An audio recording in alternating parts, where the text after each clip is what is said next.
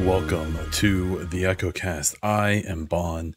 Let's talk about video games. This week, we'll be talking about I might be going to PAX West. KotOR, the remake, has been indefinitely delayed. Grand Theft Auto 6 leaks, and much more. A few things before we get into the show. Subscribe to the show on your platform of choice, and if you're on Spotify or iTunes, please rate the podcast. It helps immensely for me to get noticed. You don't even have to leave a review. Just rate it. Hit me. Give me them 5 stars. That would be lovely. If you want to leave a review, that would be great as well. If you're on YouTube, please subscribe to the channel, like the video, and leave a comment below with a question, with a comment or a thought, or literally just say hello. All of it helps the algorithm. All of it helps me and the show get noticed. Last, please join the show's Discord by clicking on the link in the description of the podcast or the video down below. We talk about the podcast. We talk about sports. It's a nice little community, and I would like it to grow. I would like to interact a bit more. Okay, getting into the stuff. PAX West Media Pass has been granted to the EchoCast. I'm going to be straight up. I just submitted it. I don't know how big of a deal this is, to be totally honest. Probably not that much. I'm sure there's lots of people who get to do this, and I'm excited about it. And I think there's every reason to be, why not? Let's have some fun with it. I really want to go to E3 next year, and I really think this would be a good opportunity for me to kind of get my feet wet. And I kind of submitted it on a whim, got approved, and I think I want to try to do it. So here's the thing. We just paid a lot to have our sewer fixed. If you listen to the show, you know that. You know what nightmare that's been, as well as a bunch of other stuff. So I don't have the $2,000 or $3,000 to just drop to go do this trip. It's about $1,200 to $1,500 for a hotel for that. It's like 5 days, and then the flight is going to be that much or more. I looked at trying to drive. It's 36 hours. Even taking the train, it'd be 2 whole days. So flying's the best bet, and even the cheap tickets aren't that cheap. So I am going to do some type of fundraising for this. I think I'm going to do GoFundMe, because what I like about that, I'm considering GoFundMe, Patreon, and just like a stream donation goal. My issue with the Patreon, and especially the donation goal, is that I don't love the idea of say I make the goal like $3,000. And I hit like 1,800 with the donation goal and the Patreon. I think there's an understanding that I can do whatever I want with that money. Technically, even GoFundMe, you don't have to hit your goal, right? So I could like donate it to a charity or upgrade the stream and kind of touch base with people who. GoFundMe makes it really easy to give everyone back their money. And so I think what I will do is probably do GoFundMe and set a goal of like 25 or 100 or $3,000. And if we don't raise it, I'll just give it all back. And if we raise it and it goes over, I'll use it to buy equipment for the trip. My goal would be to go to PAX West, just cover it in general. Touch as much stuff as I can, talk about what I've seen, talk about what I'm experiencing, obviously document on maybe some like mobile streams, things like that. I would really like to be able to sit down with some devs and chat with them, maybe sit down with some other creators, chat with them, and do the thing, right? I've heard PAX West is incredible. I've never, I've been to E3 obviously in 2018, and that's the only big conference I've done. So this would be a new experience for me. And while I don't expect the EchoCast to necessarily become my day job, I take it seriously. I really enjoy this, and I want to see it grow and to become more of a thing. Doing the interview with Yannick and then Seven Legend, and setting up some interviews that are coming up that I'm really excited about. I'm proud of what's going on right now, and I want to see it keep growing, even if it may not become my full-time gig. So this PAX Media thing, this PAX West Media Pass approval, probably not that huge of a deal for most people. Big deal for me. I'm excited about it. So keep an eye out. Keep an eye on the Twitter, either at the EchoCast or at Bon Diesel, or my YouTube page or the Discord. I'll try to give updates on what I'm doing. I'm going to start some type of fundraiser in the next week or two. Obviously I'm going to be willing to chip in some of our own money. I'm not expecting everyone to pay for this for me. But there will be a threshold that, this would be really cool, but I'm not going to put us in a worse situation to do it. Right. So there's that. So maybe we're going to PAX West. Obviously, if any of you would be going also, I'd be more than happy to meet up with you and say hi and chat. It'd be a fairly long trip. It'd be multiple 4 or 5 days. I'd probably get there a day early and then leave the day that it ends, because there's not really a need to spend another few $100s for one more night. Plus, I suspect my wife will want me back home to help her out. So I would maybe be missing her birthday if I do this. So we got to make sure, anyways, second story, KotOR, the Knights of the Old Republic remake, it has been indefinitely delayed. I think this is a pretty big deal. People have been really excited about this. So the developer, Asper, I believe, recently fired 2 of the lead directors on the game before this announcement. Jeff Grubb talked about on his podcast, or one of them that he's on, that there was supposedly a vertical slice of the game completed and shown to Sony execs and execs at their own publisher and studio, and it didn't go well, apparently. So it sounds like they were really happy with what they were showing, and the people who saw it weren't, right? So, then things devolved, and now we are where it seems like we are with this indefinite delay. And that's pretty interesting, because, so if I remember correctly, this was one of BioWare's first big, it kind of led to Dragon Age and Mass Effect and things like that as a licensed IP. And is pretty legendary. And this remake was a big deal. I've seen a whole bunch of people, from people who tweet once a year, who I follow on Twitter, to people who, are fairly large personalities in the gaming space, who were all very excited for this remake. And so this, it doesn't look good. I've seen some pullback of it's gonna be fine, they'll finish it, it's gonna come eventually. But some people seem pretty nervous about it. So I'm curious to what happens here. This was going to be a Sony exclusive, at least at launch, probably coming to Xbox a year later. I was curious because if it has that BioWare blood, which is obviously something I've gotten into recently, and it would be a remade version, so it would play and look modern. That was kind of my experience with Mass Effect, and so I was down for this. This sounded great, and now it may not. So I've seen some pullback from various people in the gaming space of it'll come eventually, but it may be delayed. I guess the whole idea is they wanted it to release in the next year, like Sony, and supposedly they were coming to them saying we don't think we can finish this for 3 more years.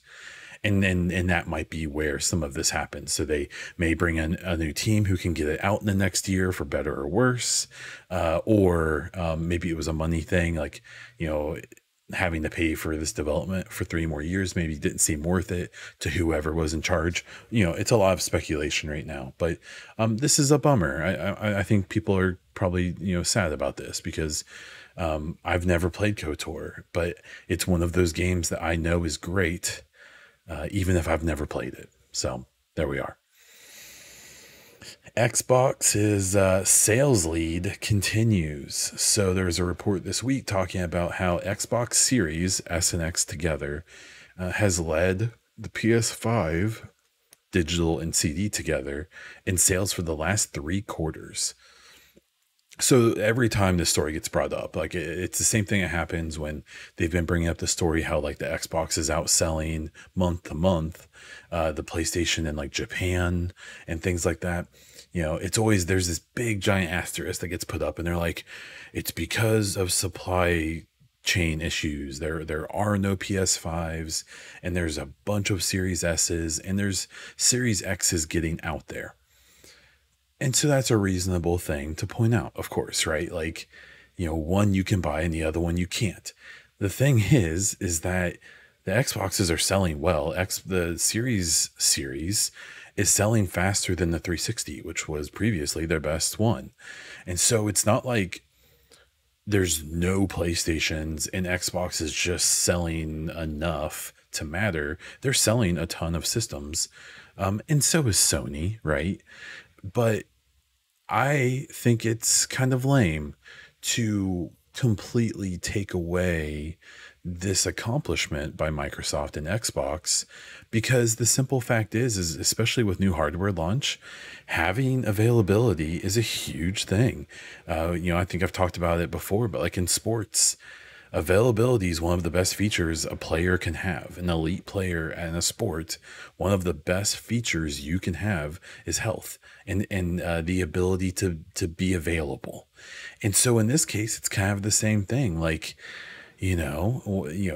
sure, Sony still has the IP. Sony still has the fan base and the player base, right? The people who have PS4s who want PS5s. That there's a lot of those, right? But the simple fact is that Xbox is selling a ton of systems because they have them available. Now, there's been rumors that Xbox made or Microsoft made deals with AMD for hardware, like a long time ago, obviously not knowing about like COVID and stuff, but like that they may have used their size and their clout to basically buy up a ton of materials and stuff to future proof the stuff that Sony just can't do. Because again, I think, and I forget the exact numbers, but if I remember correctly, Microsoft is roughly 10 to 12 times larger than Sony. So there's just things that Microsoft can do that Sony can't, even if Sony has the better product in a lot of ways, especially software, right? Especially available product. You know, there's all these, I really think the Xbox is going to catch up software wise in the next like 3 to 4 years. But then you're talking about being more than halfway probably to the next gen of consoles. So I think that it's so interesting to me every time these sales things get brought up, because it's not like Sony's doing badly. Sony's doing great. And in the long run, they're going to sell so many PS5s and they're probably going to outsell Xbox. Like they should, right? But I don't think you should discount the fact that Xbox is available, and that matters. So it's an interesting story. I think it's an interesting it's an interesting thing that's going on, because a lot of it's rooted in the console war crap and all that of, well, they aren't really selling better, they just, they're counting S and X together, like whatever. Like that's fine if you want to argue those things, and that's fine. I don't care. I don't care that Xbox is selling more. I just think it's good for them, because I've been saying since the last gen that even Sony fans should be hoping and praying that this new Xbox does extremely well, and that they put out a bunch of really good games that are exclusive to Xbox, because I think the last gen of systems, the PS4 and Xbox One, I think those games suffered when it came to innovation and stuff like that, because Sony just wiped the floor with Xbox. Xbox for like the last 2, 3, 4, 5 years of that gen had like no exclusives, or very few. They were riding on Game Pass. They were getting that ramped up. Like, they were doing good things, obviously, but it's not like, they didn't put out any, like, from what I can remember, huge blockbusters. Really, the Xbox One gen in general didn't have much that was first party. Had tons of great third party games, obviously, but I think the best thing about the Xbox One generation was the Series X, or was the Xbox One X, simply because it showed that like Xbox knew how to make really good hardware, even though the Xbox One was kind of rough, and so was the PS4. That gen was just bad. There was this weird, tech just wasn't ready yet. So instead of giving us these like desktop power, machines, we got these like laptops basically, and they weren't very good. When they came out, they were so far behind already, where the PS5 and the Series X especially are still like pretty solid machines, even in the modern, PC, comparison. So even if you're a Sony person, you should, I think, be happy about Xbox doing well, because Sony needed the competition. They couldn't just run away with this gen again, because we were gonna lack in innovation, because I think we saw that last time. So I think if you're a gamer, I think you should be happy. And if you're a PlayStation gamer or a PC gamer, you should be even more excited, because Xbox's success is, in my opinion, definitely putting pressure on Sony to push their first parties to PC faster. We're probably not seeing day and date anytime soon, but they're doing it faster than like 4 or 5 years, like they've been doing. I think we're gonna start seeing games come in like a year or 2 years, and that's awesome. So, boom. The next story here is Grand Theft Auto 6 leaks. So we're hearing a bunch of stuff. We're hearing that this is maybe further along in development than people thought. I assumed we wouldn't be seeing this game for another 4 or 5 years. It sounds like that may not be the case. It may be 2 or 3 years away at the most. There's been information coming out saying that it's going to be the first time we'll have a female protagonist, and it's expected that she's going to be Latina. And I guess there's this idea of this like Bonnie and Clyde thing, where it's going to be her and her twin brother, and that they're on like the opposite sides of like the drug trade or something, on down the southern border. I kind of was missing some of this, not entirely hearing every detail, but it sounds cool. I mean, all of that stuff seems great, and yeah. So I mean, Grand Theft Auto 6, I actually didn't like 5. I hated the whole thing of switching between the 3 characters, because I found the redneck dude, to just be awful to play as. I just didn't like it. It felt, obviously I recognize the greatness of Grand Theft Auto 5, right? I'm also not really into Grand Theft Auto Online. And so I think that it's, I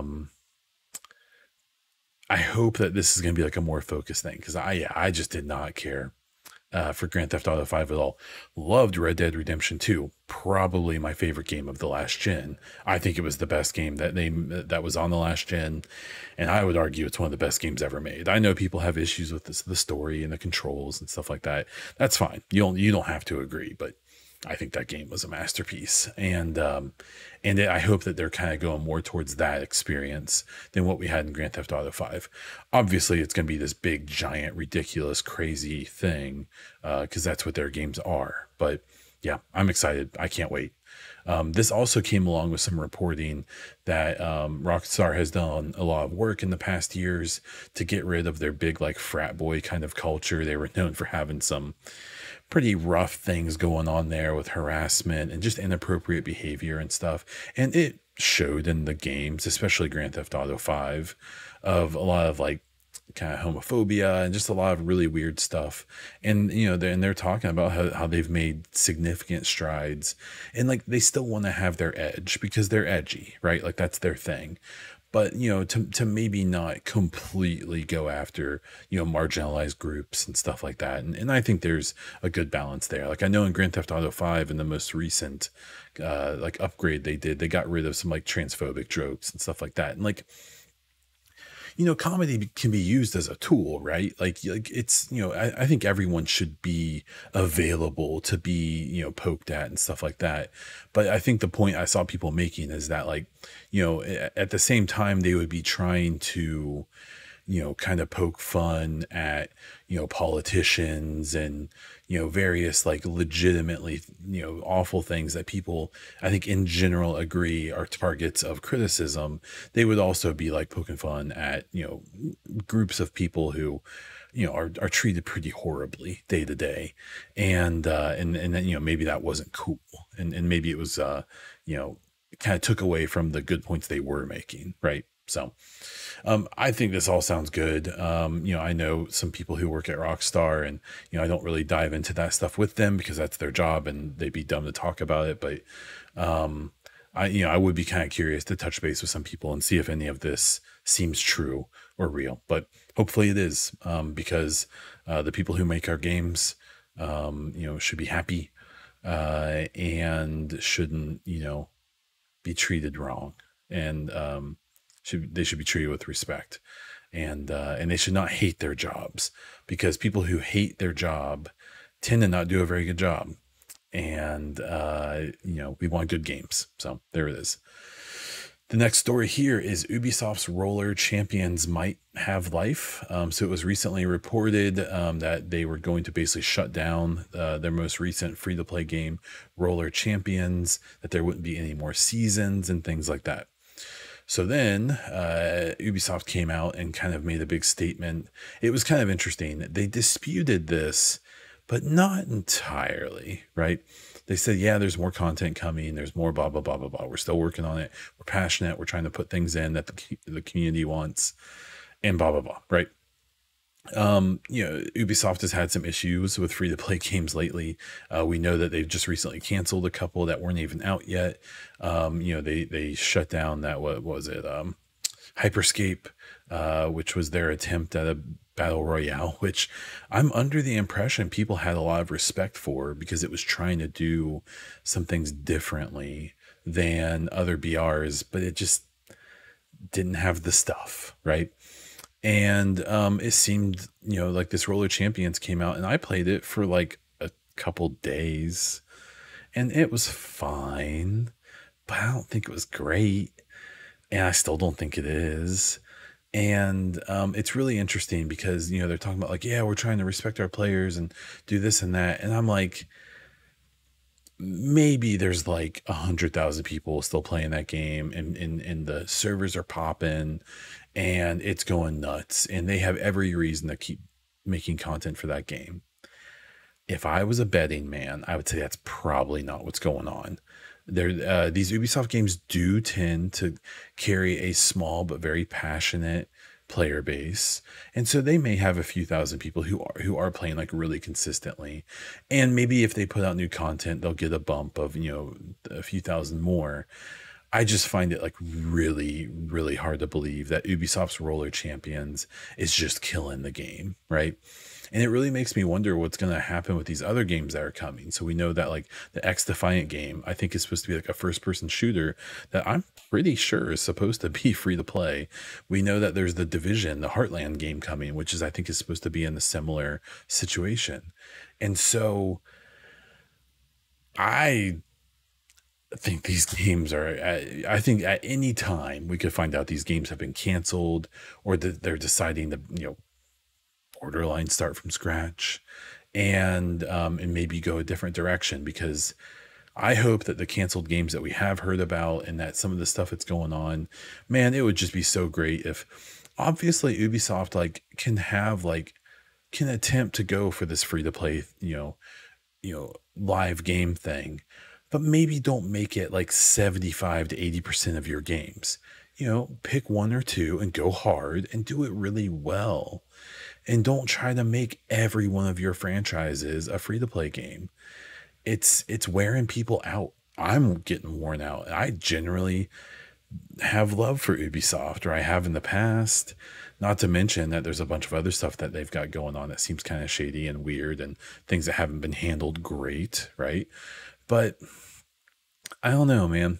This is weird. I can't tell like if they're trying to like pare down resources to get ready for like a sale, maybe. I don't know. The Ubisoft's acting weird.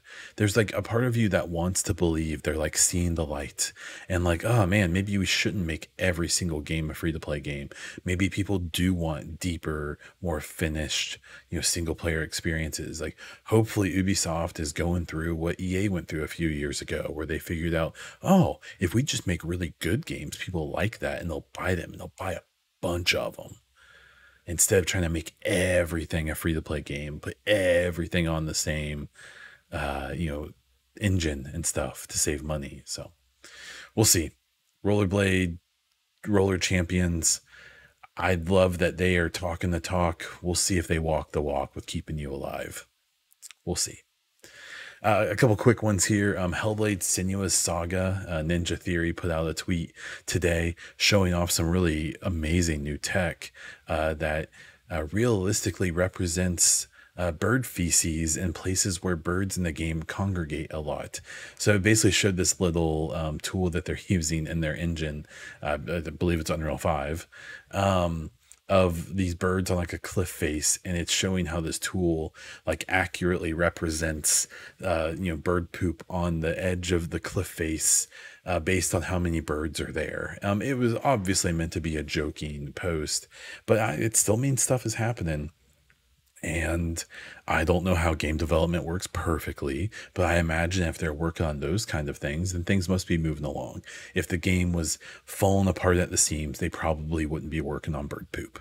So I'm so excited for that game. That, other than like the next Mass Effect, that Hellblade game is probably the game I'm legitimately the most excited about. I genuinely really believe, and I'm willing to bet, that the goal there is to try to compete with like the God of Wars and stuff. And frankly, I think Senua is a much more interesting character than Kratos. Because in my brain, my Kratos is that, lady banging, fixed, perspective, God of War 1, 2, 3, God of War. That newer game, obviously it was great. It beat out Red Dead Redemption 2 for Game of the Year for many people, and it had tons of success. So obviously, it's good, but it's just, I don't know. I don't love the real tight third person Sony third person adventure game thing that they had, that they switched it to, where, you're like right here on them. And I don't know. I like old Kratos, so I would really love to see Hellblade and Senua kind of at least challenge for that mantle. I think that would be really cool. And I think if there's a developer that Microsoft owns, I think Ninja Theory seems like they have the stuff. And so we'll have to wait and see. Beyond that, I was going to do a quick little first impressions. The wife and I switched our phone service over to Google Fi, and we both got the new Google 6A phone. I'm extremely impressed so far. The switch over to Google Fi was pretty smooth, super smooth for me, a little bit tougher for the wife's phone. We had Verizon before. I worked for Verizon many moons ago, and I still had basically like a legacy account since then. And we both had 4G phones, and they were gonna start charging us $30 more a month for our paid off phones to be on a 5G plan that we can't use, because they were getting rid of their 4G plans. And so we bounced. And so far, Google Fi, their pricing structure, at the worst, we'll end up paying what we were paying before. At the best, we'll pay less because we aren't using all the data that we had available. The phones are great. I really like the 6A. I love Pixels. I love that very basic Android experience. I had a Samsung S10 before, which has all the bells and whistles and all the gimmicky stuff. And there's a few things I miss, but not really. It's this Pixel 6A is great. It's very good, actually. And the service so far, it has a bunch of really user-friendly, cool things. And I'm so integrated into Google in all parts of my life that having the Pixel is nice. And the service is just another part of that ecosystem, right? And so far, I'm very impressed. So if you're considering switching to a new phone service or getting some new phones, I highly suggest both of them. Okay, so listener questions. So the way we're doing listener questions now is I'm just accepting them over at the Discord. If you leave them in the YouTube comments, if you post them on my Twitter or something, obviously I'm still gonna acknowledge it. But I kind of want to try to funnel people into the Discord. So we have questions from 3 different people today. If you want to ask questions for next week, if you have a news story that I missed and you want to hear my thoughts on, if you just have a gaming topic that you would like me to talk about or kind of give my thoughts about, go to the Discord, go to the questions and topics room and ask. I will definitely hit that the next week. So we have multiple questions from a few people here. So the first one here is Pizza Morgue. Says, can I ask some sports questions? Since we are starting to wind up on that. In the Discord, we talk a lot about NFL, football, as well as some other sports as well. So he says, what is a dark horse team you think will make the playoffs? I think the Panthers will. I think Baker Mayfield is going to thrive there. And I think the Bucks are going to have a really good chance to be like a 1 seed, and I wouldn't be surprised if the Panthers can. I think they're going to struggle with the Bucks, but I think that they can definitely beat the Falcons this year, and the Saints. The Saints are always tough, but we'll see if they still have the stuff. So I think the Panthers would be an interesting dark horse. And then it says thoughts on whether the Bengals, Cincinnati Bengals, are going to flop a few years now, or I think that they'll be right back in the playoffs. I think the Bengals, they're the youngest team in the league still, I believe. I think that their offense, their skill positions, I don't think there's a team better from top to bottom. And now they have what appears to be a better offensive line.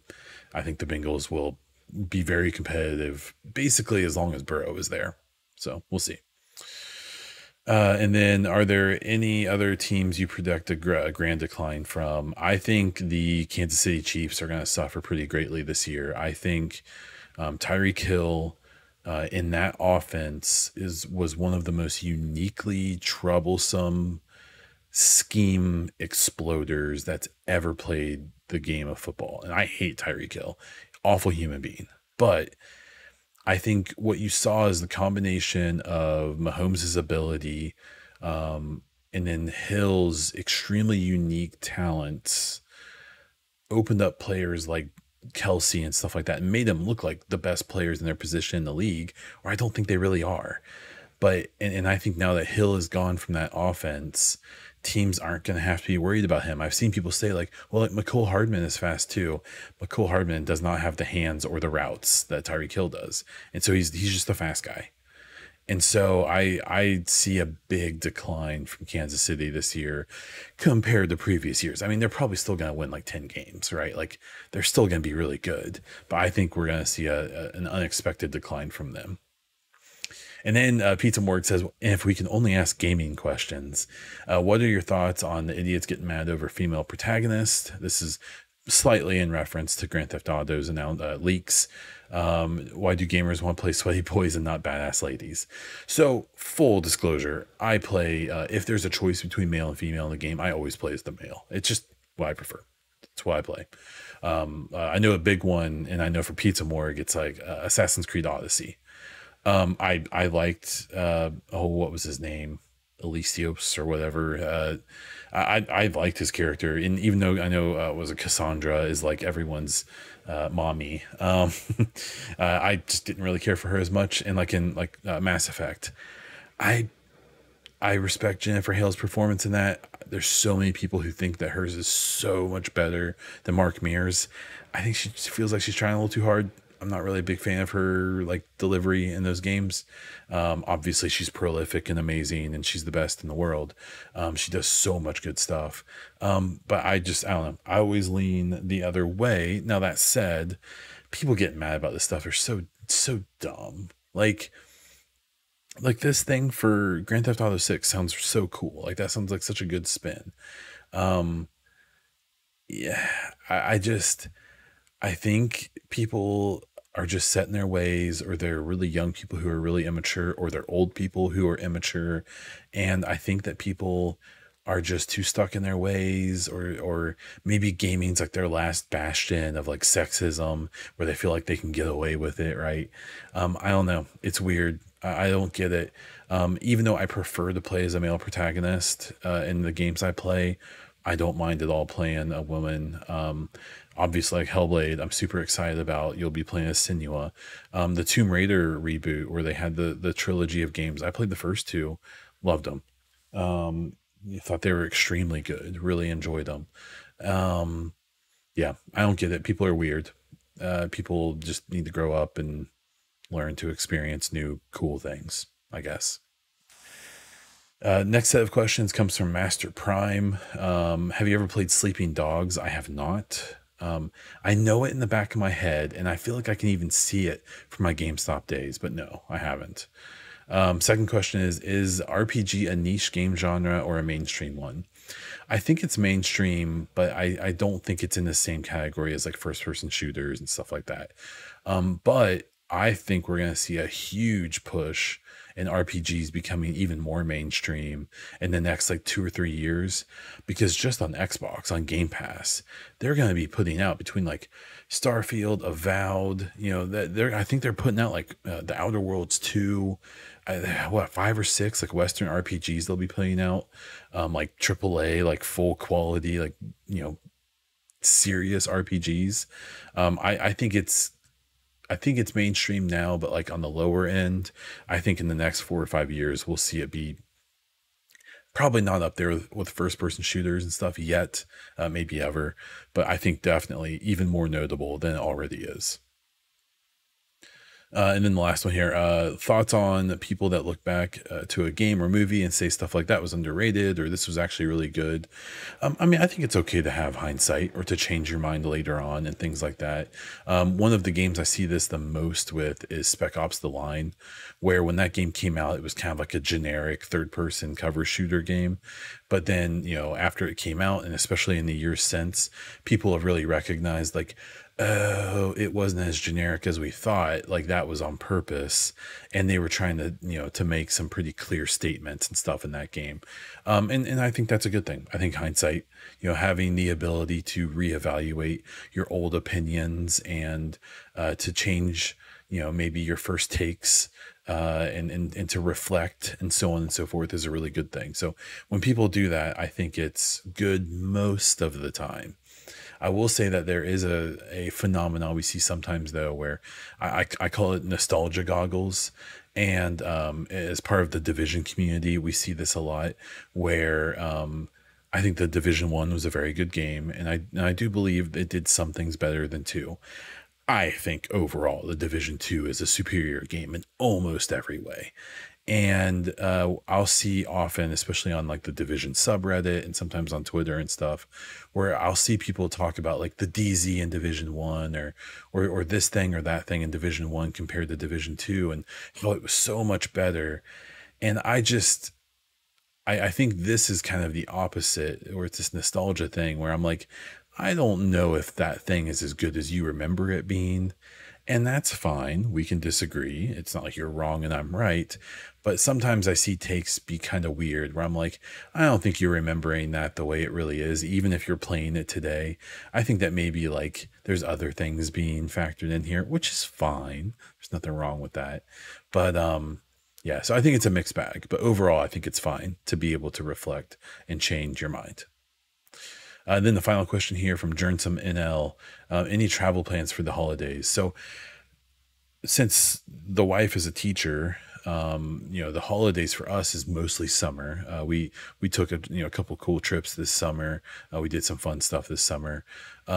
Traveling and like for Christmas and stuff like that, she just doesn't really have enough time off, and she hates using her PTO because if you don't know, as for a teacher, for at least in my experience, teachers hate taking time off, because when you have to entrust someone else with your class to stay up on their to stay on time on lessons and stuff like that, it's basically, it ends up being more work than not taking a vacation. So, like if a teacher takes a week off, they have to do like 2 weeks of work to prepare for it. And I have found that it seems like a lot of teachers just don't think it's worth it. So us traveling during the school year just isn't very realistic. Most of our travel, I think, will happen on the summers, which is about to end for us.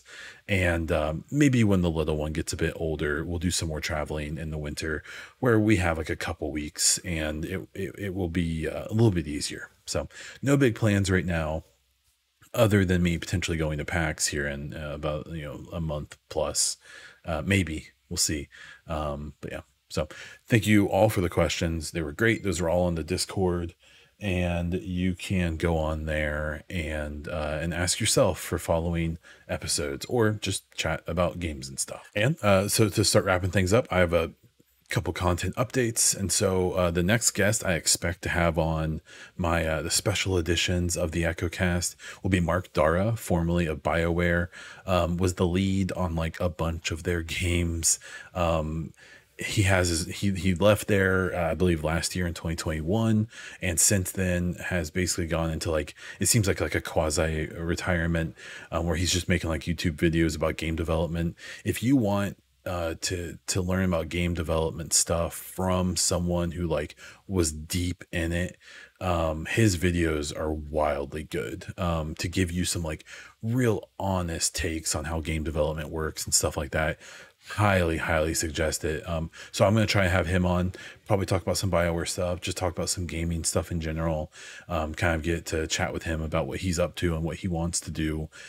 So be on the lookout for that. And I'll be kind of fielding questions. So if people want to know things from him, I'll be happy to ask him questions from the community.